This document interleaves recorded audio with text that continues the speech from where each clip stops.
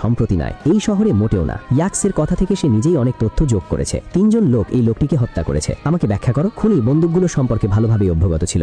গুলিগুলো ছিল ছোট ক্যালিবারের 9 millimetre 95 grain, যা সাবসনিক। সে একটা সাইলেন্সার ব্যবহার করলো। ইয়াক্স তার চিন্তাভাবনায় প্রভাবিত হয়েছিল, কিন্তু এই প্রশ্নটা থেকেই গেল, সে সেখানে কি করছিল। জ্যাক বলল যে সে আজ সকালে বাস স্টেশনে পৌঁছেছে এবং একজন অন্ধ ব্লুজ গায়কের প্রতি শ্রদ্ধা জানাতে এই শহরে এসেছে। কিন্তু পুলিশ তার সাথে কেবল একটি টুথব্রাশ, একটি ফরাসি পদক এবং $200 খুঁজে পেয়েছে। এত কম লাগেজ নিয়ে 800 কিলোমিটারের যাত্রা। কেউ তার কথা বিশ্বাস করেনি। ইয়াক্স তাকে লকআপে রাখার সিদ্ধান্ত নিয়েছিল। তারপর হঠাৎ করেই মামলার মোড় ঘুরে গেল। মৃত ব্যক্তির জুতোর নিচে কিছু নম্বর পাওয়া গেছে।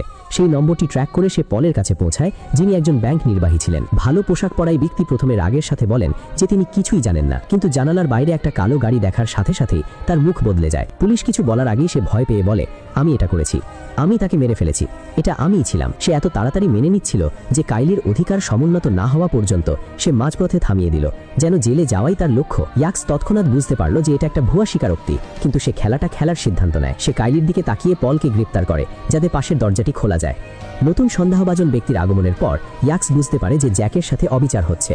সে তাকে ছেড়ে চলে যাওয়ার যাচ্ছিল, কিন্তু জ্যাক নিজেই দিক পরিবর্তন করে। সে ঠান্ডা স্বরে বলে, না, আমি যাব। বন্ধুরা, ভিডিওটি এই পর্যন্তই ছিল।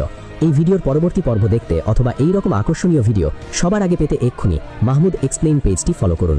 আর হ্যাঁ, ভিডিও ভালো লাগলে অবশ্যই একটি লাইক দিবেন, কমেন্টে আপনার মতামত জানাবেন।